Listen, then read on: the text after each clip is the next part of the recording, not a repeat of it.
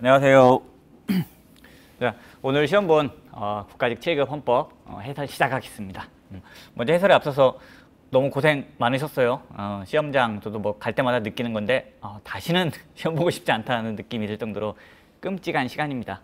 그 시간 동안 정말 고생 많이 하셨는데 이제 조금 쉬시고 해설 강의 들으면서 좀 쉰다 그렇게 생각하시면 되겠습니다. 어쨌든 정말 수고 많으셨다 이런 얘기 하면서 이제 시작하겠습니다. 자, 먼저 이번 뭐 크게 보자면은 특징이 최신 판례가 되게 적게 나왔어요. 최신 판례가 전체 지문 80개 중에 기역, 니은, 디귿, 리을 그런 문제도 있지 않나요? 그것도 딱 기역, 니은, 디귿, 리을 4개씩 있습니다. 그래서 각 문제마다 지문이 다 4개씩이에요. 그래서 총 문제 지문은 20문제 4개씩에서 80개입니다. 80개 중에 최신 판례가 2개밖에 안 나왔어요. 판례 비중이 줄었나요? 그렇진 않아요. 판례는 전체 80개 지문 중에 55개가 판례입니다. 그래서 판례 비중은 여전히 무지막지한데 그중에 특이하게 최신 판례가 2개밖에 안 나왔다. 이런 점이 특징이고요. 그리고 헌법에서는 몇 개 나왔나요? 헌법 전문 지문 2개를 포함해서 헌법에서는 10개가 나왔습니다. 헌법에서는 10개가 나왔고, 자, 그 나머지 부속법령에서 국회법이라든지 뭐 국가재정법이라든지 뭐 전직 대통령 예우에 관한 법률이라든지 이런 부속법령에서 몇 개씩 나오다 보니까 걔네들이 총 15개가 나왔습니다. 어쨌든 자, 최신 판례의 비중은 줄었고 한편으로 부속법령의 비중은 높아졌다. 이게 이번 시험의 특징입니다. 하지만 까다로운 문제들, 이게 기본권의 제한이게 아니게 이런 거 물어보는 문제, 까다로운 부분인데 이런 문제 없었고요. 그리고 재판의 전제성이나 그 밖에 보충성, 권리보호 이익 또는 권한쟁의 심판에 있어서 당사자 적격, 권리보호 이익 이런 거 깊게 물어보면 까다로운데 이런 문제들은 또 되게 평이하게 나온 게 이번 시험입니다. 하지만 그쵸, 체감 난이도는 그렇게 또 쉽진 않아요. 왜냐하면은 문제마다 이렇게 부속법령, 세세한 지엽적인 부속법령이 나와서 난이도를 높이기도 했고요. 오래된 판례가 등장해서 또 한편으로 애를 먹이기도 하는 그런 문제였습니다. 자, 일단 1번부터 한번 보도록 하겠습니다. 자, 1번입니다. 자, 먼저 요게 지금 해설이 가책형입니다. 가책형, 책형이 2개죠. 그 중에 가책형 가지고 지금 해설을 하고 있는 겁니다. 자, 먼저 1번 보면 자, 헌법 전문에 대한 설명으로 옳은 것은 이렇게 골라주고 있습니다. 자, 옳은 거 고르라고 있는데 보기 1번 볼게요. 자, 1948년 헌법 전문에서는 자, 3.1운동으로 건립된 대한민국 임시정부의 법통, 이거 매우 중요하죠. 3.1운동은 뭐 옛날 재헌헌법 때부터 있었고, 뭐 대한민국 임시정부의 법통 개정은 현행헌법에 최초로 들어왔다. 우리가 쭉 봤는데, 그래서 1번 제끼면 되고요. 자, 보기 2번입니다. 자, 현행헌법 전문은 뭐 이렇게 제정되고, 자, 9차에 걸쳐 개정된 걸 이제 다시 한번 개정한다. 뭔 얘기야? 그럼 지금 헌법은 10번째 개정한다는 소리죠? 틀렸죠. 지금 현행헌법이 9차 개헌이지 않습니까? 9번째 개정한 거예요. 그럼 헌법 전문에는 뭐라고 써 있나요? 9차가 아니라 8차죠. 8차. 8차에 걸쳐 개정한 걸 이제 다시 한번 개정한다. 지금 만드는 최신 헌법이 9차 개헌이다. 10차가 아니고 9차다. 이런 얘기를 하는 겁니다. 그러니까 현행헌법이 9차 개헌이다. 이것만 알아도 뭐 9차에 걸쳐 개정한 거 이게 틀렸다. 이거 찾아내시면 되는 부분입니다. 자, 그 다음 보기 3번으로 갈게요. 자, 헌법 전문에 기재된 뭐 3.1 정신은 뭐 우리나라의 헌법의 연역적 이념 기초로서 뭐 법률을 쓰게 해석 기준이 된다. 맞죠. 하지만 거기서 기본권은 절대 안 나오죠. 그런데 여기 지금 거기에서부터 개별적 기본권성을 도출해낼 수 있다 했으니까 이 부분이 틀리는 겁니다. 그래서 자, 영토권을 헌법상 보장된 기본권으로 인정할 수 있다. 이 부분. 근데 요것 때문에 인정하는 게 아니에요. 어디까지나 헌법 전문에서는 기본권이 도출되지 않고요. 그리고 영토조항에서는요. 영토조항 그 자체만으로도 기본권이 도출되지 않습니다. 하지만 여러 가지 국민의 행복추구권부터 비롯해서 재산권이라든지 평등권 여러 가지를 판단해 주기 위해서 영토권이라든 기본권 요걸 우리가 하나의 기본권으로 간주해 줄 수 있겠다 되어 있지만은 자, 어디까지나 헌법 전문이나 영토조항 그 자체만으로는 이런 그 기본권 나오지 않는다 이렇게 보시면 됩니다. 그래서 헌법 전문에서 개별적 기본권을 도출해낼 수 있다 이렇게 틀린 부분이고요. 자, 보기 4번입니다. 보기 4번이 정답이죠? 1, 2, 3번이 다 틀렸으니까. 자, 보기 4번 3.1운동으로 건립된 대한민국 임시정부의 법통을 개정한다는 것은 어쩌고저쩌고 해서 결국 뭐 그 유족에 대해서 응분의 예우를 해야 할 헌법적 의무를 지닌다. 맞습니다. 그래서 결국 헌법 전문으로부터 우리가 기본권을 도출해낼 수는 없지만 헌법 전문에서 국가의 의무는 나온다. 이 부분 아시면은 정답 4번으로 골라낼 수 있는 부분이었습니다. 자, 그 다음 2번 볼게요. 자, 조약과 일반적으로 승인된 국제법규에 대한 설명으로 역시 옳은 것은 물어보고 있습니다. 자, 보기 1번입니다. 자, 남북 사이 화해와 불가침 및 교류 협력에 관한 합의서는 줄여서 그냥 남북 합의서라고 합니다. 자, 남북 합의서는 일종의 조약으로서 틀리죠. 조약 자체가 아닙니다. 자, 국회의 동의를 얻어야 하는 것이다. 아니죠. 조약 중에도 국회의 동의를 얻어야 하는 게 있고 얻지 않아도 되는 게 있는데 일단 그 전제는 조약이어야 됩니다. 조약일 때 이제 동의를 필요하냐 필요하지 않냐 따지는 거지. 조약 자체가 아니면 따질 필요도 없죠. 남북 합의서는 조약 자체가 아니고 신사협정 또는 공동성명에 불과하다 이렇게 보고 있기 때문에 결국 당연히 뭐 조약이 아니고 따라서 국회 동의 당연히 얻을 필요도 없고 이렇게 이어지는 부분입니다. 1번 틀리고요. 자, 보기 2번입니다. 자, 통상조약 체결 절차 및 이행 과정에서 뭐 남한과 북한 간의 거래는 자, 남북교류협력법에 따라서 국가 간의 거래가 아닌 자, 민족 내부의 거래로 본다. 요게 맞는 지문입니다. 맞는 지문인데 아니 우리가 그러면 남북 교류에 관한 법률까지도 다 외워야 되나요? 아니요. 그렇게 외우실 필요는 없습니다. 그렇게 외우실 필요는 없고요. 어디까지나 북한과 남한 서로 간에 국가로 취급 안 해줍니다. 따라서 둘이 맺은 남북 합의서도 조약이 아닌 이유가 그거예요. 국가와 국가 간의 체결한 법적 구속력이 있는 약속이 조약인데 전혀 국가로 취급 안 해주고 있거든요. 그러다 보니까 국가 아닌 애들과 맺는 게 무슨 조약이겠습니까? 여기도 마찬가지입니다. 국가 아닌 애예요, 북한은. 따라서 북한과 우리 남한이 거래하는 거는 국가 간의 거래가 아니에요. 북한은 국가가 아니기 때문에. 그래서 민족 내부의 거래로 본다. 맞다 이렇게 보시면 됩니다. 물론 이 특별법에서 이런 규정을 집어넣은 이유는 그것 때문입니다. 뭐 개성공단이라든지 뭐 그 밖에 자 북한과 우리 남한이 서로 경제 협력을 해서 물건을 서로 주고받고 사고팔고 합니다. 요때 자 북한에서 생산된 물건, 뭐 개성공단에서 만들어진 물건에 대해서 우리가 관세를 안 매깁니다. 즉 싸게 들여옵니다.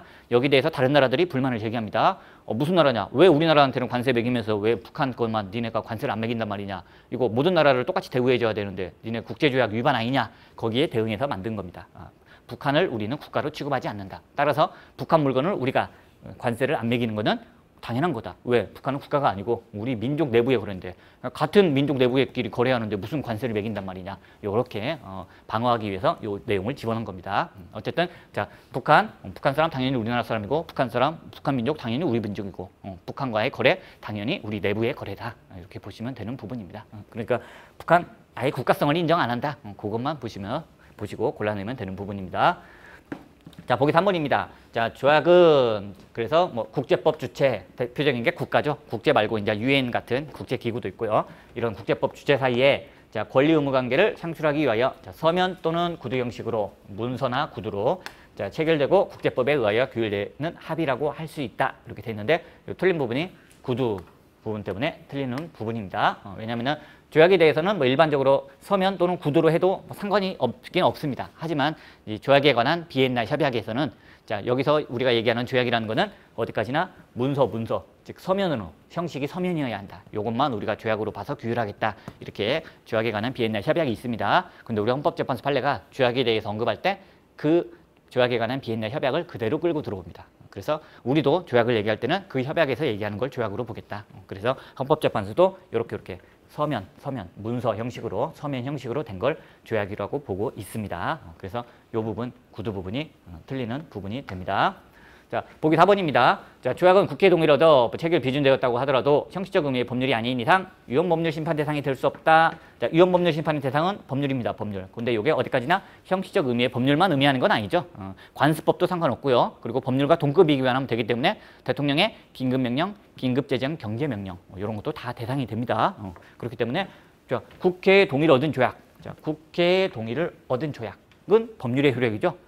조약이 국회의 동의를 얻지 못하면은요 명령 대통령이 혼자 체결한 거니까 대통령령 정도의 효력입니다. 하지만 국회의 동의를 얻으면 조약은 그때부터는 법률의 효력을 가지기 때문에 당연히 위헌법률 심판 대상이 될 수 있습니다. 없다 했으니까 틀리는 부분이죠. 그래서 정답 2번으로 보시면 되겠습니다. 자, 그 다음에 문제 3번 보겠습니다. 자, 문화국가 원리 설명으로 역시 옳은 걸 골라라 이렇게 되어 있습니다. 자, 보기 1번 뭐 맞는 내용이죠. 자, 국가의 문화 육성 대상에는 이런 의미에서 모든 문화가 포함된다. 그러다 보니까 엘리트 문화 이런 것뿐 아니라 서민 문화, 대중 문화도 다 배려를 해줘야 된다. 맞는 부분이 됩니다. 자, 보기 2번입니다. 자, 헌법 제9조 규정 취지 민족문화유산의 본질에 비추어 볼 때 국가가 민족문화유산을 보호하지 않은 경우 이에 대한 헌법적 보호 법익은 민족문화의 존속, 민족문화유산의 존속 그 자체를 보장하는 것에 그치지 않고 민족문화 훼손 등에 관한 가치 보상이 있는지 여부도 보호법과 직접적 관련이 있다. 틀리죠? 헌법재판소가 그렇게 얘기하고 있죠. 존속 그 자체를 보장하는 거, 이게 보호법이지. 그 밖에 가치 보상이 있는지 여부는 보호법과 직접적인 관련이 없다. 이렇게 얘기하고 있습니다. 그래서 문제가 되는 게 그 사건에서 언급이 된 부분입니다. 자, 전통사찰의 경유지를 주지 스님이 자기 마음대로 막 딴 데다 팔아먹는다든지 이렇게 소유권 변동이 생길 때는 국가 관청으로부터 통제를 받습니다. 함부로 팔지 못하게 전통 사찰을 지키기 위해서, 즉 전통문화유산을 지키기 위해서, 존속을 위해서 그런 감시를 받습니다. 그런데 국가가 나서서 스스로 수용하겠다 그런 경우에는 아무런 감시 장치가 없습니다. 이 부분에 대해서 평등권 위반으로 나왔었습니다. 근데 이때 문제가 됐던 게 그거였습니다. 국가 입장에서는 아니 우리가 그냥 수용하냐? 전통사찰의 경례지를 우리가 수용하면 충분한 우리가 가치 보상을 해준다. 그러니까 아무런 문제 없는 거 아니냐 했는데 헌법재판소가 그렇게 보지 않았습니다. 자, 헌법 제9조에서 얘기하는 자, 민족문화유산의 존속, 요거는 그 자체를 보장해야 된다. 따라서 거기에 대한 보상을 충분히 해줬냐 말았느냐 이런 거 가지고는 중요하지 않다. 그래서 왜 사인이, 개인이 자, 소유권 변동을 초래하는지 아니면 국가기관이 소유권 변동을 초래하는지에 따라서 누구는 감시를 받고 누구는 감시를 받지 아니하고 이 부분이 평등 원칙에 어긋난다. 이렇게 얘기했던 판례에서 얘기했던 부분입니다. 자, 그 다음으로 넘어갈게요. 자, 보기 3번입니다. 자, 헌법전문가 헌법 제9조에서 말하는 전통 요거는 뭐 그것만 보시면 되죠. 자, 과거에 어느 일정 시점에서 역사적으로 존재하였다는 사실만으로 헌법의 보호를 받는 전통이 되는 것이다. 그렇지 않다라고 보고 있습니다. 무슨 얘기하는 건가요? 호주제 또는 동성동본 금원제, 그렇죠? 동성동본 금원제나 호주제에 대해서 유림에서 그렇게 주장했던 겁니다. 과거에 어느 일정 시점에서 역사적으로 존재하였던 사실 아니냐. 그러니까 이것도 헌법 제9조에서 얘기하는 전통문화에 해당한다. 따라서 호주제 그리고 동성동본 금원제도를 손대지 마라 했는데 헌법재판소가 그렇게 보지 않았습니다. 틀리는 부분이죠. 자, 보기 4번입니다. 자, 공동체 구성원들 사이에서 관습화된 문화유수라 하더라도 종교적인 의식 행사에서 유래된 경우에까지 자, 국가가 지원하는 것은 문화국가 원리 위반된다, 위반되지 않는다죠. 위반되지 않는다. 그거죠. 자, 강원도에 오래된 성당이 있습니다. 그 성당 근처를 관광지구로 개발하면서 자, 국가가 돈을 지원해 줬습니다. 여기에 대해서 자, 다른 종교에서 문제를 삼는 거죠. 왜 성당 거기만 돈을 지원해 줘? 요거는 종교분리의 원칙, 문화국가 원리 불편부당의 원리죠. 어느 한쪽 편 들면 안 되는데 자, 문화국가 원리나 종교분리의 원칙 위반되는 거 아니냐 했는데 전혀 상관없죠. 그렇게 자. 간섭화된 문화 요소 요쯤 되면은 문화재 또는 문화로 받아들여질 정도 되면은 거기에 대한 지원은 어느 한쪽 편을 들어주는 게 아닙니다. 헌법 제9조에 따라서 문화에 대한 지원을 제대로 해주고 있는 겁니다. 그렇죠? 그래서 뭐 오래된 성당만 그런가요? 아니에요. 오래된 교회든 그리고 오래된 전통 사찰이든 정부가 다 지원해 줍니다. 지원해 주는 거 전혀 헌법적으로 문제가 없는 부분이죠. 자, 그렇게 보시면 되고요. 자, 그 다음에 문제 4번 보겠습니다. 자, 헌법의 기본 원리에 대한 겁니다. 이번에 오랜만에 옳지 않은 거라고 물어보고 있네요. 헷갈릴 수 있으니까 일단 뭐 옳지 않은 거 있으면 무조건 뭐 동그라미 치든지 여기다 X를 치든지 요거 체크해 줘야 됩니다. 문제 풀 때. 그렇지 않으면은 실수할 수가 있으니까요. 자, 이거는 옳지 않은 거 골라라고 돼 있어요. 자, 보기 1번입니다. 자, 조세법률주의는 자, 실질적 적법 절차를 지배하는 뭐 법치주의를 뜻하므로 실질적 적법 절차가 지배하는 뜻하므로 과세요건이 법률로 명확히 정해진 것이라 할지라도 그것만으로 충분한 것은 아니고 조세법 어쩌고저쩌고 해서 자, 헌법상 요구되는 제원칙에 합치되어야 한다. 맞는 부분이죠. 결국 조세법률주의에서 얘기하는 법률이 형식적으로 법률로만 정하면 다 끝이다? 아니죠. 그 법률 내용 자체가 합당해야 되는 거죠. 내용도 당연히 지켜야 되는 거죠. 그러니까 뭐 당연히 이렇게 나오는 겁니다. 그래서 실질적 적법 절차, 형식적 적법 절차와 다른 의미죠. 실질적 적법 절차라는 건 그 법 내용 자체도 헌법에 합치되어야 한다. 그런 내용이죠. 그러다 보니까 뭐 당연히 그 내용도 헌법상 요구되는 재원칙에 합치되어야 한다. 맞는 부분이고요.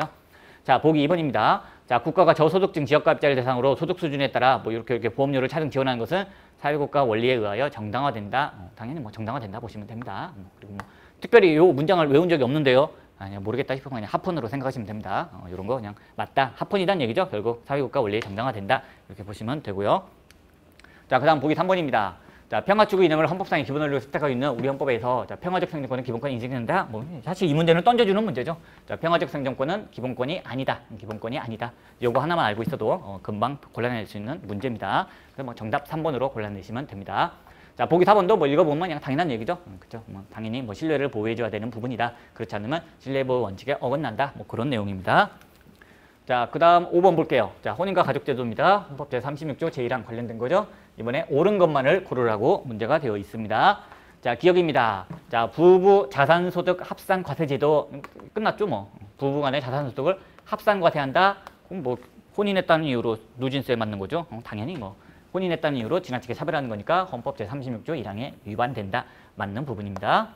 자, 니은입니다. 자, 친생 부인의 소유의 제척기간을 규정한 민법이 어쩌고저쩌고 해서 자, 2년으로 돼 있네요. 2년. 자, 2년. 1년하고 2년 구별만 해주시면 되죠. 자, 예전에는 친생 부인의 소유의 제척기간을 1년으로 규정했습니다. 그것도 어떤 때부터? 부가 그 사유가 있으면 안 날로부터가 아니라 출생 사실을 안 날로부터. 그러다 보니까 거의 돌잔치만 끝나고 나면은 돌잔치 지나고 나서 자기랑 너무 안 닮아서 유전자 검사해봤더니 자기 자식이 아니야. 그래도 뭐 1년 지나서 다툴 수 없게 했었죠. 그래서 그때 자 출생 사실을 안 날로부터 1년은 당연히 헌법에 위반된다 이렇게 나왔었습니다. 근데 이 사건은 지금 2년으로 돼 있죠. 2년 부분. 그것도 자 출생 사실을 안 날로부터가 아니라 그 사유가 있으면 안 날로부터. 즉 얘가 내 아들이 아니라는 걸 안 날로부터. 즉 뭐 돌잔치 지나고 나서가 아니에요. 애가 뭐 한 60세 됐을 때도 얘가 60세든 70세든 그때라 하더라도 알게 되면은 나이에 상관없이 그때부터 2년 내에 친생부인의 서로 제기할 수 있도록 했기 때문에 합헌입니다. 합헌. 그러니까 헌법에 위반되지 아니한다. 맞는 부분이 되는 거죠. 자 밑으로 내려갈게요. 자 디귿입니다. 자 혼인종 후 300일 이내에 출생한 자, 뭐 그죠? 뭐 유언이죠, 유언.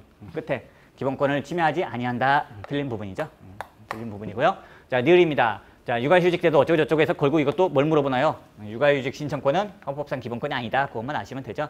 자 그래서 헌법적 차원의 권리라고는 볼 수 없다. 맞는 부분이죠. 그래서 자녀 양육권은 분명히 헌법상 기본권입니다. 하지만 육아휴직 신청권은 헌법상 권리라고 볼 수 없다. 기본권이 아니다. 아까도 평화적 생존권 기본권이 아니다. 여기도 자 육아휴직 신청권 기본권이 아니다. 이거 알면은 골라낼 수 있는 부분입니다. 그렇게 보시고요. 자, 그 다음, 자, 6번 볼게요. 자, 교육기본권입니다. 자, 보기 1번 봅니다. 자, 교육을 받을 권리가 국가에 대하여 특정한 교육제도, 뭐 시설의 제공을 요구할 수 있는 권리를 뜻하는 것은 아니다. 맞죠? 그냥 일반적으로 교육을 받을 권리 하면은, 교육을 하는 데 있어서 필요한 부분, 특히, 무상으로 할 수 있는 의무교육제도, 이런 거 갖추면 되는 거지. 특정한 교육제도, 시설, 이런 거 따로 요구할 수 있는 건 아닙니다. 이런 거 요구해달라고 하면 골치 아프죠. 자, 보기 1번 맞고요. 자, 보기 2번입니다. 자, 조례에 의한 규제가 여건, 환경 등 그 특성에 따라 다르게 나타나는 것은 자, 헌법이 지방자치단체의 자치입법권을 인정한 이상 당연히 예상되는 결과다. 맞죠? 맞습니다. 그리고 조례는 지방마다 다 다르거든요. 그래서 당연한 결과입니다. 따라서 평등권을 침해하지 않는다. 그렇게 연결이 돼야 됩니다. 근데 이 부분은 뭐 고등학생들이 학원 교습 시간 관련하여 뭐 어쩌고저쩌고 해서 왜 다른 지역 주민들에 비해서 우리만 이렇게 하느냐 문제가 됐던 거죠. 다른 지역은 밤 뭐 새벽 2시까지 학원 교습 시간을 허용해 주는데 왜 부산시만 밤 10시까지로 제한을 하느냐. 결론은 평등권을 침해하지 않는답니다. 지역마다 다르게 규율하려고 그렇게 조례로 만들려고 돼 있었고 조례에 따라 다르게 적용되는 건 평등권 침해가 아니다. 이 부분 자, 평등권이 침해되었다고 볼 수 있다 했으니까 틀리는 부분이 됩니다. 자, 보기 3번입니다. 자, 고시공고일 기준으로 고등학교에서 택배 날을 어쩌고저쩌고 해서 아까 보기 2번이 뭐 확실하게 답이 보기 2번 답이 곤란해졌으니까 자, 가볍게 보시면 됩니다. 그래서 결국 교육을 받을 권리는 뭐 그렇죠? 사회적 기본권 한편으로 국가에게 뭘 요구해달라고 할 수 있는 권리도 있지만 한편으로는 교육하는 데 있어서 방해하지 마라 이런 자유권적 기본권도 있죠. 결국 이 부분은 자유권적 기본권에 대한 제한이니까 뭐 과잉금지 원칙에 따른 심사를 한다. 뭐 이런 정도 내용입니다. 자 보기 4번도 뭐 그쵸? 뭐 교원의 정치활동 못하게 하는 거 합헌이죠. 뭐 헌법적으로 정당화될 수 있다, 맞다 이렇게 보시면 되고요. 자, 그 다음입니다. 자, 7번입니다. 자, 표현의 자유입니다. 역시 옳지 않은 거 고르라고 돼 있어요. 자, 기억. 드디어 최신판례 나왔죠? 지역 최신판례 나왔습니다. 자, 지역 농협 이사 선거의 경우에 전화나 컴퓨터 통신을 이용한 이런 선거운동 못하게 하는 거. 이 부분 유언 나왔죠? 자, 결사의 자유와 표현의 자유를 침해한다. 맞는 부분입니다. 맞는 부분이죠. 좀 까다롭게 나오면 결사의 자유를 선거운동의 자유로 바꿔서 틀리게 나올 수도 있는데 그냥 깔끔하게 결사의 자유와 표현의 자유를 침해한다. 그래서 맞는 지문이고요. 자, 니은입니다. 자, 상업 광고도 표현의 자유의 보호 영역에 속하는 것이므로 맞습니다. 표현의 자유의 보호 영역에 다 들어가죠. 음란 표현도 들어가고요. 상업 광고도 들어가고요. 익명 표현의 자유도 들어갑니다. 이것저것 다 들어갑니다.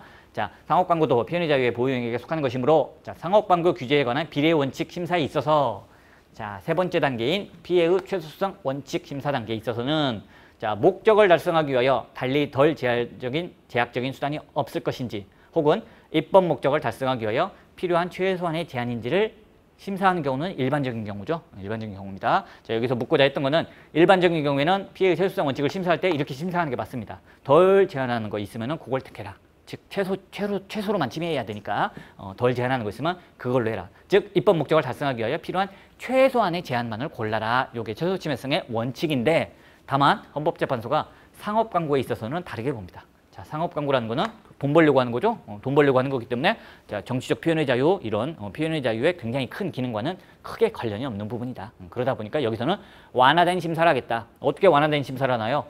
자, 입법 목적을 달성하기 위하여 필요한 최소한의 제한인지를 심사하는 것이 아니라 입법 목적을 달성하기 위하여 적절한 것인지 정도만 심사를 하게 됩니다. 그래서 요 부분이 틀리는 거죠. 최소한의 제한인지를 심사하는 게 아니라 그냥 필요한데 입법 목적 달성을 위해서 적절한 건지 적절한 방법인지 아닌지만 하는 정도로 완화됩니다. 근데 여기는 완화되지 않고 그냥 원칙적으로 써놨으니까 틀리는 부분이 되는 겁니다. 자, 그 다음에 디귿보입니다. 자, 건강기능식품 광고 딱 떴죠? 합헌이죠? 건강기능식품 합헌입니다. 뭐 사전에 뭐 심의를 거치도록 한다. 그렇죠? 사전 심의 나오면 보통 다 우리가 헌법상 금지되는 검열로 보기 때문에 유연인데 건강기능식품만 예외죠. 건강기능식품은 자, 사전 심의를 받도록 해도 그게 검열 자체가 아니고요. 결론은 합헌입니다. 여기는 자, 표현의 자유를 침해한다 했으니까 틀리는 부분입니다. 여기서 뭐 사전 검열에 해당하지는 않지만 표현의 자유를 침해한다. 사전 검열에 해당하지 않고요. 그리고 표현의 자유도 침해하지 않습니다. 그래서 자, 디귿 틀리는 부분이고요. 자, 니을입니다. 자, 음란은 그 표현의 자유 영역 안에 들어가 있죠. 판례가 옛날에 바뀌었죠. 그래서 뭐 음란은 언론 출판의 자유에 의해 보장을 받지 않는 반면 틀렸죠. 음란, 저속 둘 다다 표현의 자유의 보호 영역 안에 있다 이렇게 돼 있는 부분입니다. 그래서 니을 틀린 걸로 골라내시면 되겠습니다. 자, 그 다음 8번입니다. 자, 신체 자유입니다. 신체 자유. 자, 보기 1번입니다. 뭐 별거 없죠? 보기 1번. 뭐만 보면 되나요? 쭉쭉쭉쭉 해서. 자, 전자장치, 위치 추적 전자장치 뭐예요? 전자발찌죠? 전자발찌 뭐다? 일종의 보안 처분이다. 맞는 내용이죠. 보안 처분이죠. 자, 전자장치가 일종의 보안 처분이기 때문에 문제 삼는 건 항상 그거죠. 내가 죄를 저지를 당시에는, 성범죄를 저지를 당시에는 전자발찌를 채우라는 규정이 없었다. 근데 내가 재판받고 있는 도중에 갑자기 이 법 규정이 생기더니 갑자기 나한테부터 전자발찌를 채우기 시작했다. 소급 입법 아니냐. 헌법재판소가 얘기하죠. 보안 처분에는 두 가지가 있다. 형벌적 보안 처분과 비형벌적 보안 처분. 형벌적 보안 처분에는 소급 입법이 허용되지 않는다. 하지만 비형벌적 보안 처분에는 소급 입법이 허용된다. 그런데 바로 이 경우 전자장치 부착 같은 경우가 바로 비형벌적 보안 처분이다.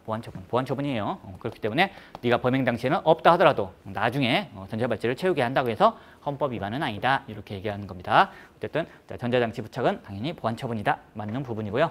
자, 보기 2번입니다. 자, 죄행법정의가 적용되는 대상으로는 형벌뿐 아니라 형벌만 들어가죠. 형벌만. 과태료 등의 행정질서벌까지 포함된다. 틀리죠. 과태료 안 들어가고요. 감치처분도 안 들어가죠. 감치처분도 안 들어가고 징계 부과금 이런 것도 안 들어갑니다. 이런 것 자체는 아예 죄행법정주의에 적용 논하지도 않습니다. 자, 보기 2번 틀렸고요. 자, 보기 3번입니다. 자, 행위 당시 판례에 의하면 처벌 대상이 아니었던 행위가 자, 판례 변경에 따라 처벌되게 되었다. 형벌불소급 원칙에 반하지 않습니다. 반한다 돼 있으니까 틀렸죠. 반하지 않습니다. 왜? 형벌불소급의 원칙은 그쵸? 나중에 법을 만들어서 얘에게 형벌을 부과하면 안 된다 이런 거지 판례는 법률이 아니거든요. 그래서 판례 변경은 자, 형벌불소급 원칙에 반하지 않는다 이렇게 봐주고 있습니다. 정답은 뭐 1번으로 골라내시면 됩니다. 밑에 보기 4번 마저 볼게요. 자, 최신 판례 나왔죠? 최신 판례. 자, 보호의무자 2인의 동의와 어쩌고저쩌고 전문의 1인의 진단으로 정신질환자에 대한 보호 입원, 그쵸? 자식 2명이 전문의 돈 먹여가지고 자, 부모님을 정신병원에 강제로 가두는 거, 이 부분 당연히 신체 자유를 침해한다 이렇게 나오는 거죠. 근데 여기 신체 자유를 침해하지 아니한다 했으니까 틀린 부분입니다. 침해하지 아니한다 했으니까 틀렸죠. 자, 그 다음으로 넘어가겠습니다. 자, 9번입니다. 자, 사생활의 보호입니다. 사생활의 보호. 역시 옳지 않은 거 이렇게 고르라고 돼 있습니다. 그냥 보기 1번, 2번 뭐 별거 없습니다. 그냥 쭉 읽어보면 아, 좋은 말이구나. 그러고 넘어가시면 됩니다. 자, 보기 3번 볼게요. 답이 딱 떴죠, 뭐. 자, 구치소장이 미결 수용자와 그 배우자 사이, 자, 미결 수용자와 그 배우자 사이에 접견 내용을 녹음했다. 이게 헌법 위반인가요? 합헌이죠, 합헌. 자, 수용자와 변호사 사이에 접견 내용을 녹음했다. 그러면 통신 뭐 이런 것처럼 뭐 사생활의 비밀과 자유, 뭐 통신 비밀의 자유, 가장 중요한 거 변호인의 조력을 받을 권리 침해입니다. 그건 변호인이 아니고 변호사와의 대화를 녹음하면요, 그 부분은 재판받을 청구권, 재판받을 권리, 재판 청구권에 대한 침해입니다. 하지만 변호인이나 변호사가 아닌 나머지는 전혀 다 합헌이에요. 그래서 자, 변호사나 변호인이 아닌 사람, 즉 배우자와의 대화를 녹음하는 거 전혀 기본권 침해가 아니고요. 요 녹음한 걸 그대로 검사한테 갖다 줘서 증거로 쓰게 해도 역시 아무런 기본권 침해가 아니죠. 그래서 자, 요 부분 틀리는 게 확실히 눈에 띈 부분입니다. 보기 4번도 뭐 아, 그렇구나. 그 정도 보시면 되는 부분입니다. 자, 그 다음에 자, 10번 국가인권위원회입니다. 자, 이 부분. 자, 판례도 있지만은 부속법령이 나왔어요. 부속법령 지문이 나옵니다. 자, 기억도 일단 부속법령이죠. 국가인권위원회법. 자, 국가인권위원회는 11명의 인권위원으로 구성되며, 맞죠? 인권위원장을 포함해서 총 11명입니다. 자, 11명은 원래, 그쵸. 뭐 9명이다, 12명이다. 그러면은 뭐 국회, 대통령, 대법원장이 딱 똑같은 수로 나눠 먹으면 될 텐데, 11명으로 돼 있어요. 그러다 보니까, 자, 국회가 4명, 대통령이 4명. 그리고 대법원장이 셋 중에서는 제일 약하죠. 약하니까 4명을 못 가져가요. 그래서 11명 중에 넷하고 나머지 3명만 지명할 수 있게 되어 있습니다. 그리고 나머지는 뭐 형식상으로는 전부 다 대통령이 임명하는 구조죠. 그래서 11명인데 443이다. 요거 보시면 되는 부분이고요. 자, 니은입니다. 니은은 판례죠. 판례입니다. 자, 국가인권위원회는 결론 뭐 권한쟁의 심판에 당사자 능력이 인정되냐 인정되지 않느냐. 인정되지 않는다. 맞는 부분이죠. 왜? 국가인권위원회는 국가인권위원회법 법률에 의해서 만들어진 거지. 자, 헌법에 의하여 설치된 게 아니죠. 따라서 헌법에 의해 설치된 게 아니기 때문에 권한쟁의 심판에 있어서 당사자 능력이 인정되지 않습니다. 아무한테나 이렇게 국가기관에 있어서 당사자 능력을 확대시켜 주진 않죠. 일단 첫 번째로 헌법에 의해 설치되어야 하고요. 두 번째, 헌법과 법률에 의해서 권한을 부여받아야 되고요. 자, 세 번째는 그들 간의 분쟁을 해결할 다른 수단이 없을 때, 그때 이제 헌법재판소가 권한쟁의 심판을 하기 위해서 당사자 능력을 확대시켜 줍니다. 그런데 이 경우는 애초에 헌법에 의해 설치된 기관이 아니기 때문에 당사자 능력 절대 인정할 수 없다. 그렇게 나왔던 부분입니다. 자, 그 다음에 자, 디귿 볼게요. 자, 국가인권위원회 진정에 대한 기각결정. 되게 유명한 판례죠. 왜? 예전에는 요 국가인권위원회의 진정에 대해서 기각한 결정에 대해서 행정처분이 아니다. 우리한테 올 수밖에 없다. 해서 보충수상 원칙에 예외를 인정해 줬습니다. 그러다가 판례가 변경됐죠. 요거는 행정처분이다. 따라서 행정처분이니까 행정법원 들렸다 와라. 행정법원 물론 들렸다 오면 또 안 받아주죠. 재판소원 금지되니까. 어쨌든 자, 우리가 직접 받아줄 사안은 아니다. 그래서 보충수상 원칙 흠결로 각하가 됩니다.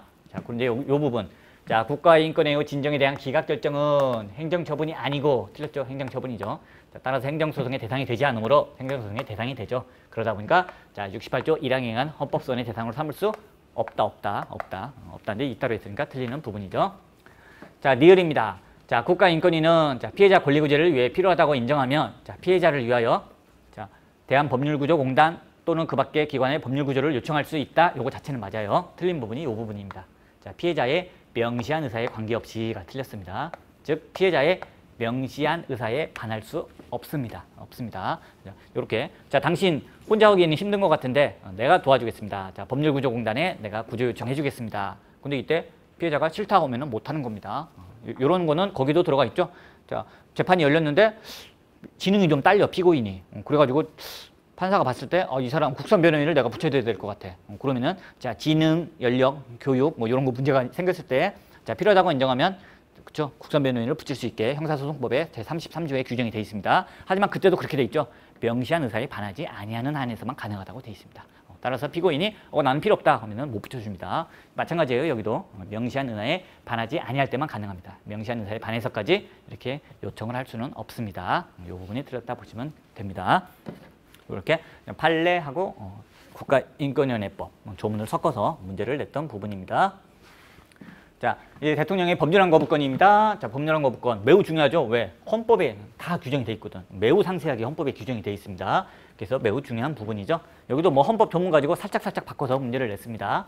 자, 보기 1번 볼게요. 자, 법률안에 대한 대통령 제2요구가 있을 때에는 자, 국회는 제2에 붙여야 하며 이 경우 제적응은 3분의 2 이상의 찬성으로 전과 같은 의결을 해야 확정될 수 있다. 틀렸죠? 제적응은 3분의 2. 여기 더 날라간 거죠. 왜? 제적 과반수. 하고 출석 3분의 2죠. 출석 3분의 2. 근데 여기는 제적 3분의 2로 했으니까 틀리는 부분이죠. 제적 3분의 2는 뭐 헌법 개정안을 의결한다든지 국회의원을 제명시킨다든지 국회의원에 대한 자격심사를 해서 무자격 결정을 내린다든지 이런 경우에나 국회 3분의 2가 필요한 부분입니다. 그리고 대통령에 대한 탄핵소추를 의결할 때. 그렇죠? 의결할 때. 자, 보기 2번입니다. 자, 헌법은 자, 법률안에 이의가 있을 경우 대통령이 15일 이내에 이의서를 붙여 국회로 환부하여 제의를 요구해야 하지만 다 봤죠. 자, 국회가 임기 만료로 폐회된 경우에는 자, 그러하지 아니하다고 규정하고 있다. 이 부분. 자, 국회가 임기 만료로 폐회된 경우에는 그러하지 아니하다. 이런 내용이 따로 없죠. 헌법에는 이런 내용이 없습니다. 다만 국회가 자, 폐회된 경우에도 마찬가지로 규정하고 있죠. 환부에서 이의서를 붙여서 환부하도록 그렇게 규정하고 있습니다. 그래서 폐회인 경우에는 규정을 하고 있지만은 자, 임기 만료로 폐회된 경우에 대해서 그런 규정이 따로 없습니다. 자, 국회가 임기 만료로 폐회된 경우에는 그러하지 아니하다. 이런 내용 자체가 없어요. 내용 자체는 그냥 국회가 폐회 중인 경우에도 그러하다. 이렇게만 규정되어 있다. 그렇게만 보시면 되는 부분이죠. 자, 보기 3번입니다.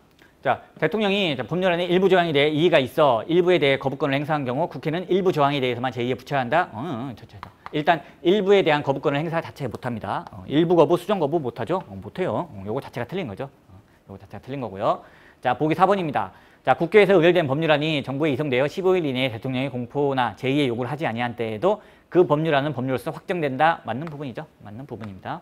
자, 그래서 확정되는 부분이 세 가지였죠. 첫 번째는 대통령이 이송된 법률안을 공포하는 경우 확정이 되고요. 또 하나는 공포도 안 하고 제의 요구도 안 하고 15일 동안 그냥 가지고 있으면 이렇게 확정이 되는 겁니다. 그리고 마지막으로 세 번째가 15일 이내에 제의 요구를 했는데 전과 같은 의결을 하게 되면 그때 이제 재의결하는 순간 확정이 되죠. 자, 요거 그 확정되는 세 가지 중에 하나로서 맞는 부분이 되겠습니다. 자, 그 다음으로 넘어가겠습니다.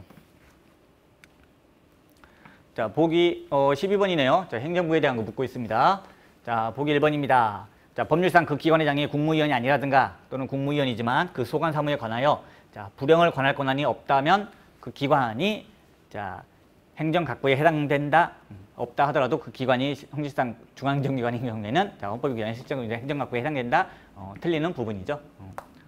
자, 국무위원, 자, 행정각부냐 아니냐 할 때 뭐 문제가 됐던 거 그거죠. 안기부 국가정보원을 왜 국무총리의 통화를 받도록 하는 행정각부의 하나로 집어넣지 않았느냐. 대통령 직할로 놓은 거는 이거 헌법 위반 아니냐. 그렇게 따졌을 때 그때 나온 판례였죠. 그래서 자, 행정각부의 장이 모든 중앙행정기관의 장인데 다 행정각부의 장이 아니다. 행정각부의 장이 아니다. 왜? 행정각부라는 개념 자체를 그렇게 보고 있죠.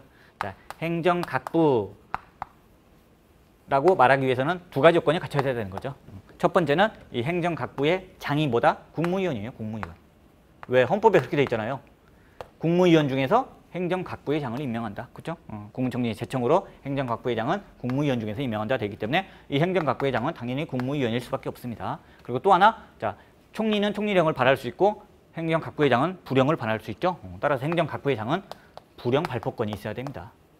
요 두 가지를 갖추면 아 그래 너는 행정각부로 볼 수 있는 겁니다. 그런데 국가정보원은 자 국가정보원장이 국무위원이 아니에요. 그리고 국가정보원장은 부령을 발할 권한도 없어요. 따라서 국가정보원은 행정각부가 아닙니다. 따라서 행정각부를 국무총리의 통화를 받도록 하는 건 헌법에 규정되어 있으니까 뭐 그렇게 해야죠. 하지만 행정각부가 아니라면 국무총리의 통화를 받도록 할 필요가 없죠. 그런데 국가정보원이 어딘가 봤더니 국무위원도 아니고 부령을 발하지도 못하고 그러니까 행정각부가 아니네. 그러니까 국무총리의 통화를 받지 아니하도록 하더라도 아무 문제가 없는 부분이었습니다. 자, 그래서 그때 얘기했던 거죠. 자, 법률상 그 기관의 장이 자, 국무위원이고 또 하나 부령을 반할 권한이 있어야 된다. 요래야 비로소 그 조직이 행정각부에 해당한다. 그래서 보기 1번 틀리는 겁니다. 자, 보기 2번입니다. 자, 국무회의 의결은 그렇죠. 자, 국무회의 의결은 국가기관의 내부적 의사결정에 불과하다. 그렇죠. 그래서 그 자체로 국민에 대한 직접적인 법률 효과를 발생시키지 않는다. 무슨 얘기하는 건가요? 헌법소원 집안의 대상인 공권력의 행사가 아니다. 그 얘기하고 있는 거죠. 국무회의 의결뿐 아니죠. 국가안전보장회의에서 그렇죠. 자문에서 국가안전보장회의에서 뭔가 결정을 내려도 그것도 마찬가지입니다. 그런 거 하면은 그렇죠. 뭐 예산안 편성, 뭐 예산안 제출, 뭐 정부의 법률안 제출 전부 다 마찬가지예요. 공권력의 행사가 아니다. 이렇게 봐주고 있죠. 자, 보기 3번입니다. 자, 국무회의 의장이 사고로 직무를 수행할 수 없는 경우에는 자, 권한대행 순서 물어보고 있는데 자, 국무회의 의장은 대통령이죠. 대통령 권한대행과 순서가 똑같아요. 순서가 똑같습니다. 그래서 첫 번째는 부의장인 국무총리. 첫 번째가 국무총리고요. 자, 그리고 의장과 부의장이 모두 사고로 직무를 수행할 수 없는 경우에는 그다음 내려가야죠. 기교 과회통으로. 자, 그리고 자, 교 나왔고요. 교육부 장관, 기교, 나머지는 뭐 정부조직법에 규정된 순서. 과학부 장관, 그리고 기교 과외통, 외교부 장관, 통일부 장관 이런 식으로 쭉 나가는 부분이죠. 그래서 뭐 맞는 부분입니다. 자, 보기 4번입니다. 자, 국무총리의 통화를 받는 행정각부에는 자, 모든 행정기관이 포함된다고 볼 수 없고 그렇죠. 그러니까 안기부, 국정원을 갖다가 안 집어넣어도 합헌이죠. 자, 헌법에서 말하는 국무총리의 통화를 받는 행정각부는 자, 헌법에서 위임받은 정부조직법에 의하여 설치하는 행정각부만을 의미한다. 그렇죠. 따라서 헌법에서 위임받은 정부조직법에 의하여 설치하는 행정각부 말고 이런 거 말고 나머지 같은 경우는 뭐 굳이 안 넣어도 상관없다. 그래서 뭐 국정원 말고도 필요하다면 얼마든지 국무총리의 통화를 받지 아니하는 그런 중앙행정기관을 만들 수 있는 부분입니다. 자, 그렇게 보시면 되고요. 네, 보기 옳지 않은 것은 돼 있어서 옳지 않은 것은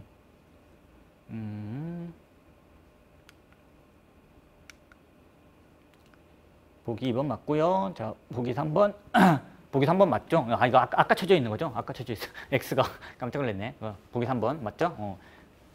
국무회의 의장의 권한대행 순서는 그렇죠. 대통령 권한대행 순서하고 똑같다 이렇게 보시면 되고요. 보기 4번도 그쵸 똑같이 맞는 부분이 되는 거죠. 아까 썼던 걸 빨리 지워야 하는데 안 지우면 헷갈려. 빨리 지우고. 자, 법원에 대한 설명입니다. 역시 옳지 않은 것 물어보고 있네요. 자, 보기 1번 봅니다. 자, 특정 사안에 있어 자, 법관으로 하여금 증거조사에 의한 사실 판단도 하지 말고 뭐 법원이 있으나 마나네 그럼. 자, 최초 공판기일에 공소사실과 검사의 의견만을 듣고 형을 선고하라는 것 뭐 하자는 거야? 이거 당연히 위헌이죠. 본래분리 원칙에 어긋나는 것이다. 그렇죠. 사법부를 완전 무시하는 거죠. 맞는 부분이 됩니다. 자, 구체적인 사건은 그겁니다. 반국가 행위자 처벌에 관한 특별조치법. 김영욱 전 중앙정보부장 김영욱이 그쵸 도망가가지고 계속 박정희 욕하고 다니니까 다른 나라에서 김영욱 재산을 다 몰수하는 겁니다. 그리고 김영욱이 없는 상태에서 그냥 재판을 하는 겁니다. 그래서 궐석 재판을 할 수 있게 만든 그러한 특별조치법에 대해서 유언이 나왔는데 그 과정에서 나온 부분입니다. 자, 궐석 재판 매우 중한 형을 선고하는데도 피고인 없는데 그냥 재판을 진행해. 그것도 당연히 유언이 나왔죠. 다 유언이 나왔습니다. 그때 피고인 없는데 어떻게 진행한다? 이런 식으로 진행하는 겁니다. 자, 법관으로 하여금 증거조사에 의한 사실 판단도 하지 말고 최초의 공판기일에 공소사실 검사의 의견만을 듣고 형을 선고하라는 겁니다. 왜? 피고인은 없으니까. 뭔가 변명할 수 있는 사람이 아무도 없어. 없이 그냥 이걸로 그냥 끝내버려라. 궐석 재판을 규정하고 있는 거. 자, 당연히 유언입니다. 맞는 부분이고요. 자, 보기 2번입니다. 자, 법원조직법상의 법원의 종류로는 대법원, 고등법원, 특허법원, 지방법원, 가정법원, 행정법원, 회생법원이 있다. 결국 뭘 물어보고 싶은 건가요? 최근에 법이 개정돼서 회생법원이 하나 더 추가됐는데 이거 아냐 모르냐 이거 물어보고 있는 거죠. 회생법원 들어가고 자 맞는 부분입니다. 자 보기 3번입니다. 자 법관의 정년을 설정함에 있어서는 자 헌법상 설정된 법관의 성격 그 업무의 특수성에 합치되어야 하나 관료제를 근간으로 하는 계층구조적인 일반 행정공무원과 달리 보아야 할 이유는 없다. 자, 일반 행정공무원에 달리 보아야 할 이유는 없다. 이렇게 되면은 위헌이라고 나오게 됩니다. 여기서 문제를 삼았던 거는 법관 중에 한 명이 그걸 따진 겁니다. 왜 대법원장, 대법관과 내 일반 법관 사이에 정년의 차등을 두느냐. 다른 일반 행정공무원들은 다 그냥 똑같이 정년 60세 뭐 이렇게 돼 있는데 왜 우리만 이렇게 몇 살 차이를 나이를 연령 차이를 두느냐. 이 부분. 자, 일반 행정공무원과 달리 보아야 할 이유가 없는 거 아니냐. 없는데도 불구하고 달리 보고 있으니까 평등권 침해 아니냐 이렇게 주장했던 사안입니다. 정년 차등으로 규정하는 거 합헌이죠. 합헌입니다. 그래서 이 부분이 틀린 거죠. 자, 일반 행정공무원과 달리 보아야 할 이유가 있다. 그래서 일반 행정공무원은 자 계급과 상관없이 다 똑같은 연령을 규정했다 하더라도 자 법관 니네는 차등을 둬서 직위에 따라 차등을 둬서 하더라도 차이를 둬야 할 이유가 있으니까 그랬기 때문에 다르게 둔 거니까 평등권을 침해하지 아니한다 이렇게 나왔던 부분입니다.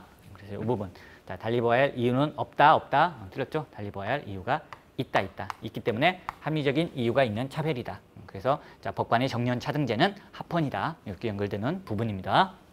자, 그 다음에 보기 4번 볼게요.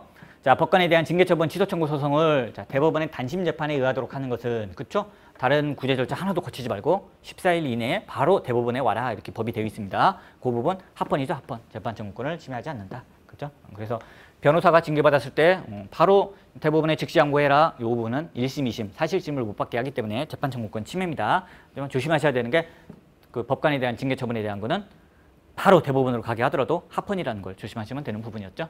왜냐하면 대법원에서 이때 특이하게 사실 문제까지도 다 판단을 해주니까 그래서 합헌이 되는 부분입니다. 자, 14번 볼게요. 자, 조세법률지에 대한 설명으로 옳지 않은 것은 이렇게 되어 있습니다. 굉장히 오래된 판례, 90년대 초, 92년 판례가 나와가지고 굉장히 까다롭게 느껴질 수 있었던 그런 문제였습니다. 자, 보기 1번 볼게요. 자, 미신고 또는 누락된 상속세에 대하여 자, 상속세 부과요건이 성립된 시점인 상속이 개시된 때가 아니라 자, 상속이 개시된 때가 아니라 자, 상속세 부과 당시의 가액을 과세 대상의 상속재산의 가액으로 하는 것은 합헌이냐 유연이냐 결론은 위반되지 않는다, 위반된다. 조세법률주의에 위반된다 이렇게 나왔던 옛날 판례가 나와서 좀 당황스럽게 만들었습니다. 문제는 그겁니다. 자, 상속세를 안 냈네. 근데 상속 개시될 때 뭘 받았냐? 부동산 하나 받았습니다. 부동산 하나 받았는데 그게 그 당시 시가 1억이었던 거예요. 시가 1억이었습니다. 그러고 나서 나중에 국세청에서 얘 상속세 1억짜리 상속받고 상속세 안 낸 것 같은데 상속세 부과하려고 한참 시간이 지나고 나서 딱 상속세 부과하려고 보니까 그 1억짜리 부동산이 10억으로 뛴 겁니다. 요때 자 상속세를 부과하는데 자 40%를 세금으로 때리겠다. 근데 1억에 대한 40%면 뭐 4천만 원이죠. 근데 10억에 대한 40%면 4억이죠. 국세청에서는 최대한 많이 뜯는 게 유리하죠. 근데 그 당시 법에서 자 상속세 부과 당시 현황에 따라서 상속재산의 가액을 평가하도록 되어 있었던 겁니다. 그러니까 이 사람은 분명히 상속받을 때는 1억짜리 상속을 받았는데 세금은 10억짜리 상속받은 거에 대한 세금을 내야 되는 겁니다. 이 부분에 대해서 헌법재판소가 주세법률주의에 위반된다고 결정을 내렸습니다. 그 이유는 과세관청의 자의에 따라 너무 달라진다는 거죠. 과세관청이 딱 보더니 얘 1억짜리 지금 상속받았는데 세금 안 냈네? 근데 여기 막 땅값이 오르고 있네? 나 좀 있다가 최대한 많이 오르면 그때 세금 부과해야지. 이렇게 과세관청이 마음만 먹으면 세금을 더 많이 때릴 수 있게 되는 겁니다. 그래서 과세관청의 자의를 너무 허용해주고 있는 거 아니냐. 또 하나, 자, 세금 내야 할 사람 입장에서는 내가 분명히 상속받을 때는 1억짜리 받았으니까 1억에 대한 세금 내면 되겠다라고 예상을 했겠죠. 그런데 나중에 몇 년 한참 지나고 나서 왕창 땅값이 오르고 나니까 무겁게 세금을 때린다. 요거는 자, 세금을 납부해야 될 의무자에 대한 예측 가능성 보장에도 위반되는 것이다. 결국 자, 과세관청이 마음대로 과세액을 결정할 수 있도록 해주면 안 되고요. 또 하나 세금 내야 될 사람들도 자기가 어느 정도 세금을 내야 할지 예측할 수 있게 해줘야겠죠. 그래야 제대로 된 실질적 조세 법률주의죠. 그렇지 않으면은 뭐 그냥 법으로만 이렇게 띡 만들어 놓고 내용이 그따위 식이면은 실질적 조세 법률주의가 아니죠. 그러다 보니까 결과적으로 상속이 개시된 때가 아니라 상속세 부과 당시를 기준으로 해서 자, 상속세를 때리겠다. 이 부분은 조세 법률주의에 위반된다라고 이렇게 나왔습니다. 근데 너무 옛날 판례가 나와가지고 좀 당황스러웠던 부분입니다. 자, 그 밑에 보기 2번 볼게요. 자, 조세 법률주의를 견지하면서도 어쩌고저쩌고 해서 결국 하고 싶은 얘기는 그거죠. 자, 납세 의무의 중요한 사항 내지 본질적인 내용은 그렇죠? 원칙적으로 본질성설 그리고 중요성설에 따라서 법률로 정해야 되죠. 근데 그런 식으로 따지면 뭐 형벌 관련된 부분은 뭐 본질적이고 중요하지 않은 부분이 있습니까? 신체 자유 관련해서 다 중요하죠. 그런데도 형벌마저도 그렇죠? 하위 법령에 위임할 수 있도록 해주고 있죠. 마찬가지입니다. 자, 납세 의무의 중요한 사항 내지 본질적인 내용이라 하더라도 자, 경제 현실의 변화, 뭐 전문적 기술의 발달 등에 즉시 대응하여야 하는 뭐 세부적인 사항, 저기 세부적인 사항이죠. 자, 세부적인 사항. 그래서 세부적인 사항에 관하여는 그렇죠? 밑에 있는 하위 법령, 즉 행정입법에 위임할 필요가 있다. 이렇게 보시면 됩니다. 그래서 모든 법령이 다 그렇죠. 모든 법령이 다 어느 정도 중요한 내용들은 딱 정해놓고 나머지 세부적인 사항에 대해서는 다 밑으로 내려주고 있습니다. 행정입법에 내려주고 있습니다. 이 정도 보시고요. 자, 그 다음 보기 3번 볼게요. 자, 과세요건 명확주의는 그쵸? 과세요건을 법률로 규정하고 있다 하더라도 뭐 그쵸? 명확하게 해야 된다. 뭐 그쵸? 맞는 내용이고요. 자, 보기 4번입니다. 자, 주세법률주의가 지배하는 주세법 영역에서는 자, 경과규정의 미비라는 명백한 입법의 공백을 방지하고 형평성의 왜곡을 시전하는 것은 원칙적으로 입법자의 권한이다. 입법자의 권한. 따라서 누가 하면 안 된다. 자, 법문의 한계 안에서 자, 법률 해석 적용하는 자, 법원이나 과세관청의 몫은 아니라는 겁니다. 맞는 부분입니다. 그 사건에서 얘기한 부분입니다. 자, 원래 법이 있었는데 그쵸? 전면 개정됐죠? 전면 개정됐습니다. 전면 개정되면 이 법에 있던 부칙은 다 사라집니다. 법이 전면 개정되면 폐지되었다가 새로 제정된 거나 마찬가지이기 때문에 기존에 있던 부칙은 다 실효되는 게 원칙입니다. 굳이 똑같은 내용을 만들고 싶으면 새로운 법에도 부칙을 새로 규정을 해야 됩니다. 그런데 새로운 부칙 규정을 안 했던 겁니다. 그런데 자, 과세를 할 수 있었던 그 근거는 어디까지나 부칙이었습니다. 따라서 경과 규정을 그대로 놔둬야 됩니다. 새로 부칙을 만들어서 경과 규정을 남겨놔서 기존 법 없어지고 새로 만들어졌는데 기존 법에 부칙에 의해서 세금 내던 거 계속 내라 이렇게 경과 규정을 만들어줘야 하는데 요걸 빠뜨렸던 겁니다. 요게 없으면은 결국 세금 못 거두는 거죠. 못 거두는 겁니다. 그런데 이때 과세관청, 국세청 그리고 법원, 대법원에서는 거둘 수 있다고 봤던 거죠. 왜? 원칙적으로 자, 법률이 전면 개정되면 기존에 있던 부칙은 실효되는 것이 원칙이지만 예외적인 경우에는 여전히 부칙이 존재하는 것으로 볼 수 있다. 이렇게 대법원이 해석을 했습니다. 하지만 여기에 대해서 헌법재판소가 그렇지 않다고 봤던 거죠. 이런 내용을 하면서 그렇게 경과규정이 미비, 자, 부칙을 빠뜨렸다? 그건 뭐 어쩔 수 없는 거다. 그건 어쩔 수 없는데 그걸 살리는 식으로 해석하는 거. 법원이나 과세관청 니네가 할 일은 아니다. 따라서 자, 실효된 부칙을 여전히 존재하는 것으로 보는 한 헌법에 위반된다. 이렇게 한정위원 결정을 내렸던 부분이었죠. 대법원과 헌법재판소가 첨예하게 붙었던 그런 사건에서 나왔던 내용입니다. 그래서 이번 시험에서는 뭐 그쵸 문제 14번이 가장 까다로운 문제가 아니었나 그런 생각을 합니다. 자, 그다음에 이제 15번입니다. 자, 대통령입니다. 대통령. 자, 옳지 않은 거 다 골라라고 돼 있네요.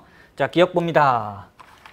자, 국회가 제재구원 과반수 찬성으로 계엄의 해제를 요구하면은 대통령은 이를 해제해야 한다. 맞죠? 제재구원 과반수. 틀린 거 없고요. 자, 이때 대통령은 계엄 해제에 관하여 국무회의 심의를 거쳐야 한다. 맞습니다. 맞아요. 그래서 뭐 대통령의 국가긴급권 행사 때에는 긴급명령, 긴급재정경제 처분 및 명령, 그리고 계엄 선포, 해제까지도 다 국무회의 심의사항입니다. 헌법 제89조에서 딱 못 박아놓고 있습니다. 그래서 해제는 국회가 요구하면 반드시 해야 되는 건데 무슨 놈의 국무회의 심의를 굳이 거쳐야 되나요? 그런데도 헌법에 거치라고 돼 있으니까 거쳐야 되는 부분이었죠. 기억 맞는 부분입니다.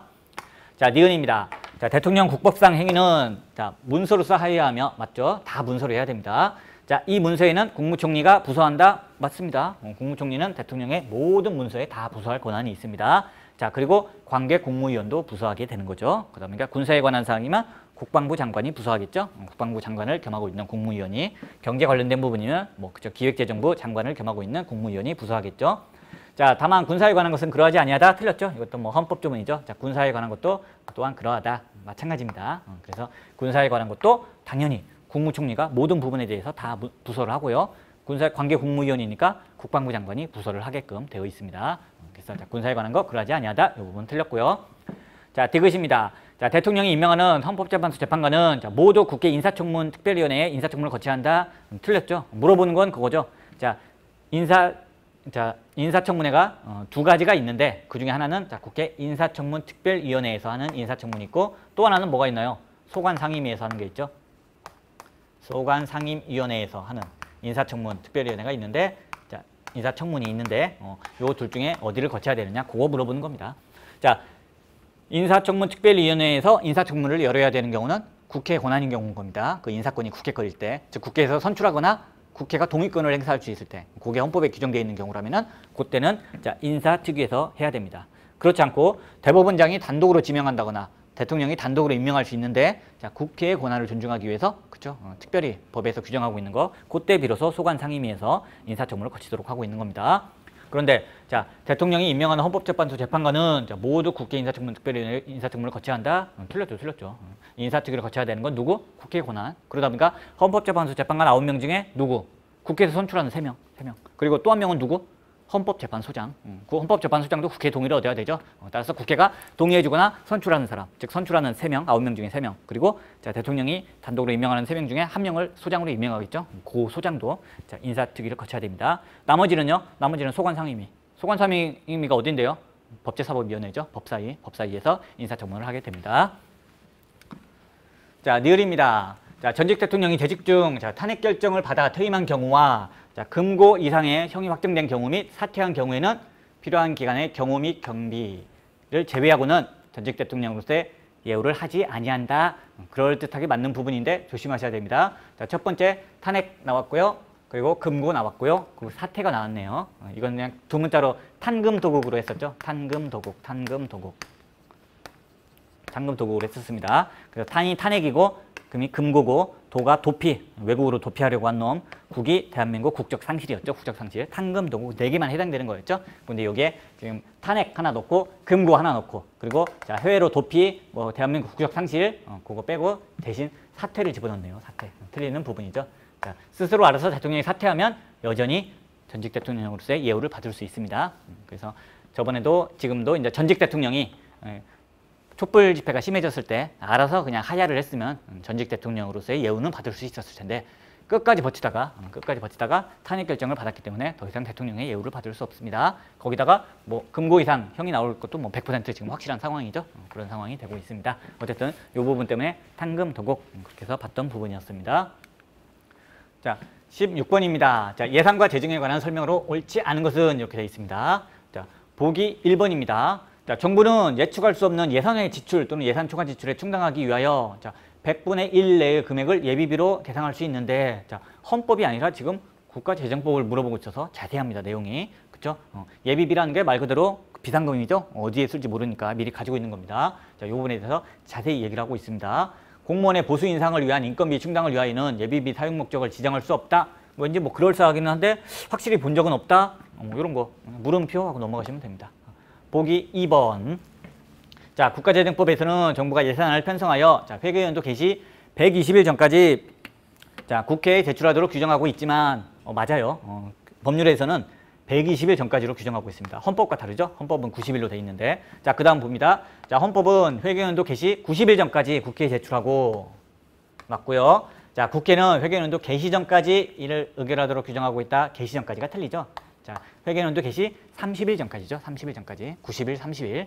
그래서 자, 보기 1번 그 다음에 이따 나오는 보기 3번도 그렇고 4번도 그렇고 부속법령을 이렇게 세세하게 다 외워야 되나요? 외울 필요 없죠. 헌법 조문만 확실하게 외우면 되죠. 이 문제도 뭐 부속법령 다 외우라고 낸 문제가 아니죠. 보기 2번에서 헌법 조문, 자 91, 31, 네가 그걸 아냐 모르냐, 이것만 알면 풀 수 있게끔 문제를 낸 겁니다. 그래서 자 91, 31, 근데 여기 31이 없었으니까 이 부분이 헌법 조문과 다르다, 틀렸다. 그래서 보기 2번을 틀린 걸로 골라내시면 됩니다. 자 보기 3번입니다. 자 필요하다 싶으면은 저 추가 경정 예산안을 편성할 수 있죠. 이 부분 헌법에 규정돼 있죠. 이 부분. 자 여기에 대해서 국회에서 추가 경정 예산안이 확정되기 전에 미리 집행할 수 없다. 당연히 집행할 수 없게 돼 있죠. 국가재정법에 규정이 되어 있습니다. 그런데 설사 모른다 하더라도 헌법 조문만 알면 아까 보기 2번 정답을 확실하게 골라낼 수 있는 부분입니다. 자 보기 4번도 마찬가지입니다. 보기 4번도 국회법에서 매우 상세하게 되어 있는데 딱히 몰라도, 그쵸? 이런 것까지는 몰라도 헌법만 알면 보기 2번을 쉽게 골라낼 수 있는 부분이었습니다. 자, 17번입니다. 자, 국회 구성 조직 및 운영에 관한 설명으로 옳은 것은 이번에 옳은 것입니다. 옳은 것. 자, 보기 1번입니다. 의장의 권한 직무, 의장의 권한 대행 순서 매우 중요한 부분이죠.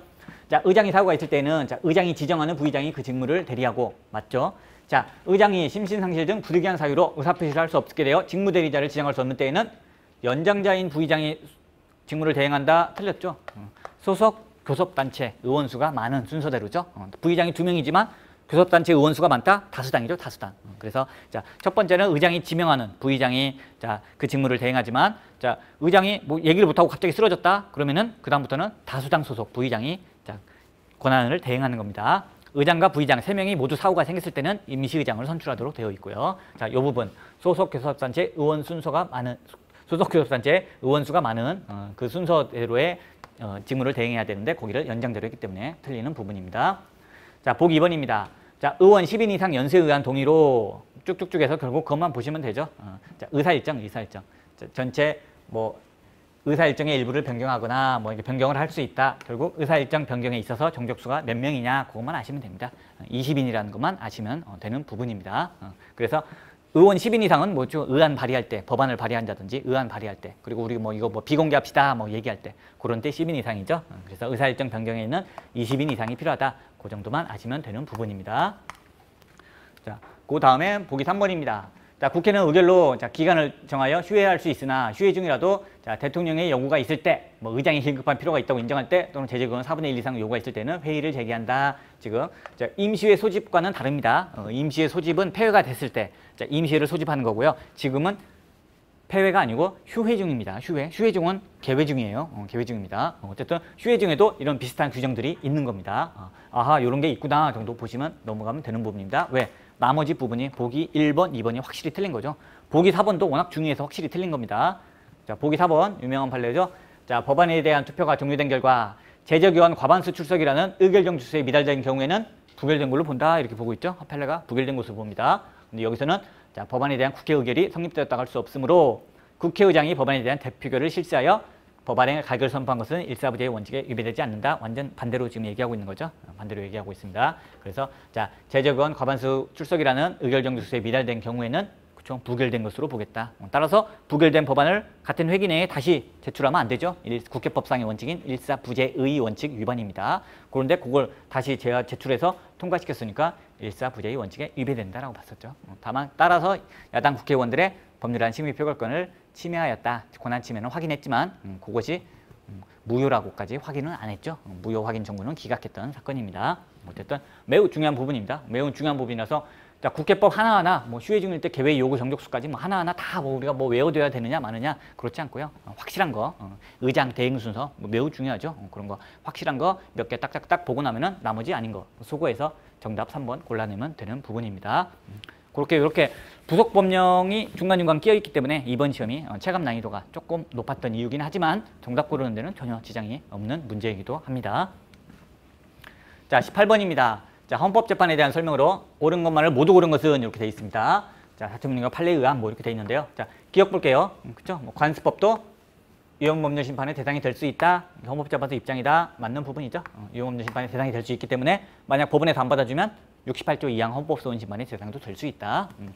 자, 니은입니다. 법원이 재판의 전제성 없다는 이유로 자, 재청 신청을 각하한 경우 자, 신청인이 68조 2항에 의한 헌법소원을 청구하면 헌법재판소는 재판의 전제성 유무에 대한 법원의 판단을 번복할 수 없다. 아니, 전혀 그렇죠. 전혀 상관없죠.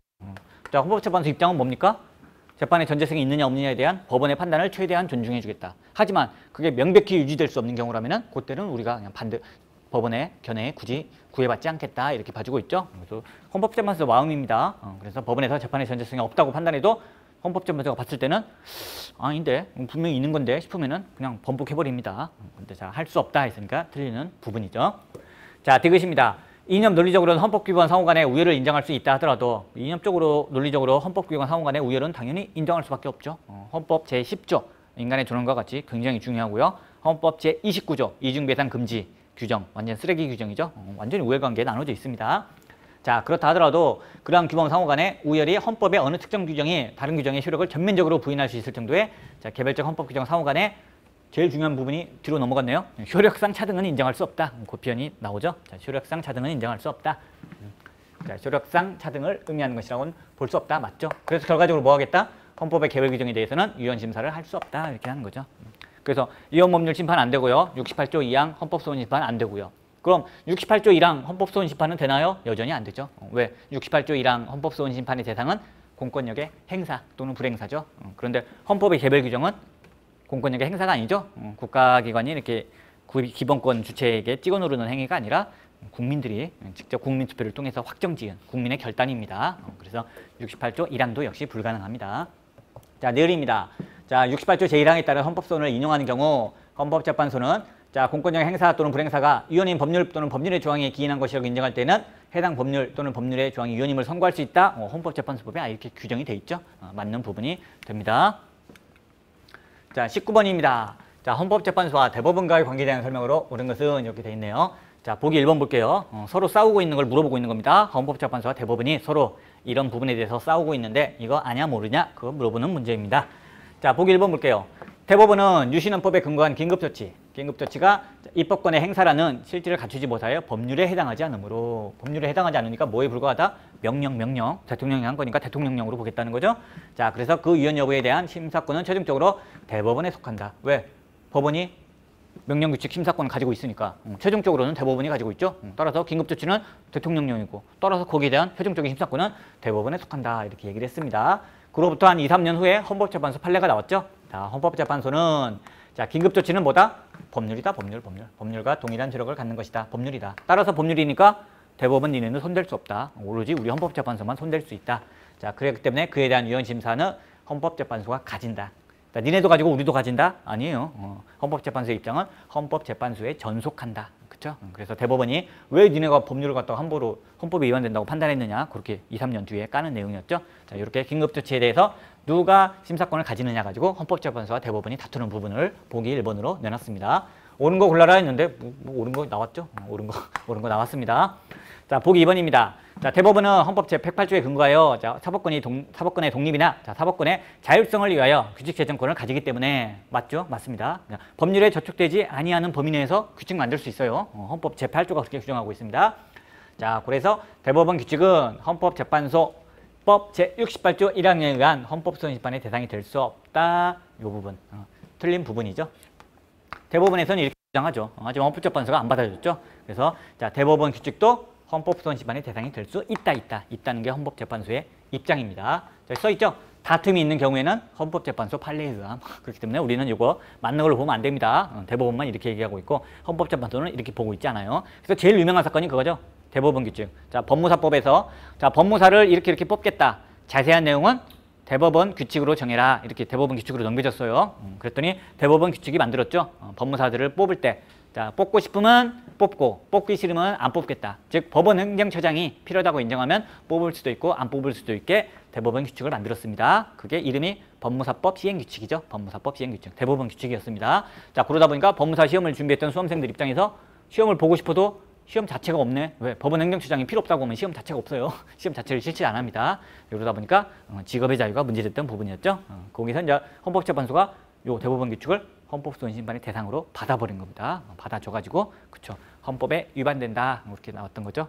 법률에서 뽑으라고 했는데 오지 택도 없이 법률보다 밑에 있는 대법원 규칙 따위가 안 뽑을 수 있게 규정하다니 뭐 하는 짓이냐 이렇게 해서 헌법에 위반된다고 얘기했습니다. 그때 자 대법원 규칙도 헌법소원심판의 대상이 될 수 있다. 법무사법 시행규칙. 여기도 뭐 대법원이 엄청 열받았습니다. 너무하는 거 아니냐 이렇게. 그러니까 보기 1, 2, 3, 4가 다 둘이 싸우는 거 나오는 거죠. 자, 보기 3번입니다. 자, 헌법재판소법 68조 1항은 자, 법원의 재판을 헌법소원심판 대상에서 제외하고 있다. 맞죠? 제외하고 있습니다. 자, 그래서 헌법재판소가 자, 위헌으로 결정하여 그 효력을 전부 또는 일부 상실한 법률을 적용함으로써 국민의 기본권을 침해한 법원의 재판에 대해서도 헌법소원이 허용되지 않는다. 틀렸죠?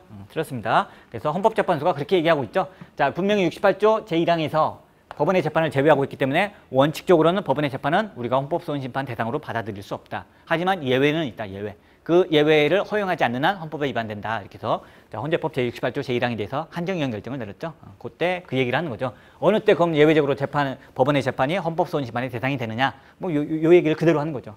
우리가 분명히 위헌이라고 했는데 그 법률을 조항해서 재판을 했으면 그래서 국민의 기본권이 침해됐으면 당연히 국민의 기본권을 지켜줘야 되는 우리 헌법소원 심판의 대상으로 삼겠다. 이렇게 얘기를 했습니다. 그래서 대법원 재판을 그쵸 헌법소원 심판의 대상으로 삼아가지고 취소를 시켜버렸습니다. 그럼 대법원 재판의 대상이 되었던 원행정처분은 어떻게 되나요? 같이 그냥 취소를 시켜버렸습니다. 그래서 양도소득세 부과처분, 즉 과세처분과 대법원 재판 두 개를 다 헌법재판소가 취소시켰습니다. 그래서 대법원하고 또 엄청 싸우는 부분이죠. 대법원에서는 법에 분명히 안 써 있는데 왜 그따위로 하느냐. 근데 헌법재판소는 제68조 제1항을 한정위헌 결정해버림으로써 빠져나갈 구멍을 만든 다음에 요 예외인 경우에는 법원의 재판을 대상으로 삼겠다. 그러고는 대법원 재판을 대상으로 삼아서 취소시켰습니다. 자, 헌법소원이 허용되지 않는다 했으니까 틀린 거죠. 이거 역시 대법원 입장에서는 맞는 거지만 아까 문제에서 다툼이 있으면 헌법재판소 판례에 의할 것 했으니까 틀리는 부분이죠. 자, 보기 4번입니다. 자, 헌법 제107조 제2항은 자, 명령규칙 또는 처분이 헌법이나 법률에 위반되는지 여부는 자, 대법원이 이를 최종적으로 심사할 권한을 가진다고 규정하고 있으므로 맞죠? 근데 하나 살짝 빠진 게 있어요. 헌법이나 법률에 위반되는지 여부는 대법원이 이를 최종적으로 심사할 권한을 가진다. 명령규칙 또는 처분이 재판의 전제가 된 경우라는 지금 표현이 빠져 있어요. 자, 있으므로 행정소송법은 명령규칙의 위헌 여부 심사는 자, 재판의 전제가 되지 않는 경우에도 법원이 담당한다고 규정하고 있다. 됐고요. 행정소송법에 이런 거 없고요. 이런 거 없습니다. 없고요. 헌법에 명백히 규정되어 있습니다. 뭐? 명령규칙 또는 처분이 헌법이나 법률에 위반되는지 여부는 대법원이 이를 최종적으로 심사할 권한을 가진다. 언제? 재판의 전제가 된 경우 헌법에 명백히 규정되어 있습니다. 근데 이거는 마치 그런 게 헌법에 없고 오히려 반대 내용이 법률에 규정되어 있다. 뭐 이런 식으로 완전 엉터리로 했으니까 틀리는 부분이 되는 겁니다. 자, 그 다음에 마지막 문제입니다. 자, 지방자치제도 물어보고 있어요. 자, 옳은 것만을 고른 것은 자, 기억봅니다. 국가가 영토국권을 가진 것과 마찬가지로 지방자치단체에게 영토국권이 있다? 없죠. 인정되지 않죠. 그래서 자, 지방자치단체에게는 영토국권은 인정되지 않는다. 맞는 부분입니다. 자, 니은입니다. 자, 지방의회 의장이나 부의장이 법령 위반하거나 정당한 사유 없이 직무를 수행하지 않으면 지방의회는 불신임을 의결할 수 있는데 맞아요. 지방자치법에는 불신임 의결제도가 있습니다. 불신임 의결은 제적의원 4분의 1 이상의 발의와 제적의원 과반수의 출석과 출석의원 과반수의 찬성으로 행한다. 법에는 그렇게 안 돼 있고요. 그냥 제적의원 과반수 출석, 출석의원 과반수가 아니라 그냥 제적의원 과반수의 찬성으로 행한다. 이 부분 틀린 부분이에요. 이렇게 돼 있습니다. 지방자치법 이렇게까지 상세하게 외워야 하나요? 니은 몰라도 문제 다 풀려요. 니은 출제자들이 자, 이렇게 세부적인 부속법령까지는 몰라도 됩니다. 이런 취지로 문제를 냈습니다. 그래서 기억 워낙 중요한 판례죠. 기억은 왜? 되게 중요한 판례 아닙니까?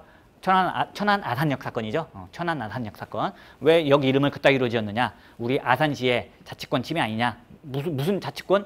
영토국권 침해 아니냐? 영토국권 그따위 거 없다. 그때 나왔던 유명한 판례고요. 자, 그리고 디귿도 뭐 매우 유명한 대법원 판례죠. 자, 조례제정은 원칙적으로 자치사무 그리고 단체유임사무에 한정되며 기관유임사무에는 제정할 수 없는 게 원칙이죠. 예외가 있죠. 예외. 언제? 기관유임 사무를 하더라도 개별 법령에서 유임하면은 그때 예외적으로 가능하다. 워낙 유명한 판례죠. 디귿 맞는 거고요.